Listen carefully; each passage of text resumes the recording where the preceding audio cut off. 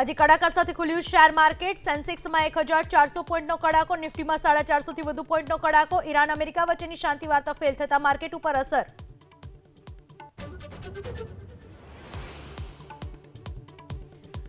સુરતમાં ward number 1માં બેઠક કરવા આવેલા ઉમેદવારોનો વિરોધ. આપના ઉમેદવાર કલ્પેશ બારોટ સહિત 4 ઉમેદવારો સામે સ્થાનિકોના સૂત્રોચ્ચાર. ભારે હોબાળો થતા આપના ઉમેદવારોએ સ્થળ પરથી કર્યું પલાયન.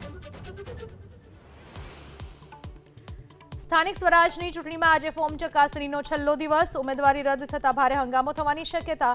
14 અને 15 એપ્રિલે ઉમેદવારો ફોર્મ પાછા ખેંચી શકશે.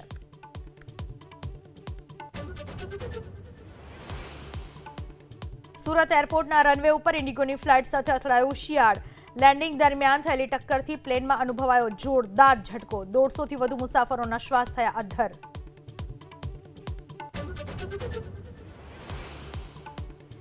દ્વારકામાં ઓખામઢી પાસે દરિયામાં ગેરકાયદે માછીમારી સામે એસઓજીની કડક કાર્યવાહી. માલિકો અને ટંડેલોએ ફિશરીઝ એક્ટનો ભંગ કરતા 55 બોટ જપ્ત.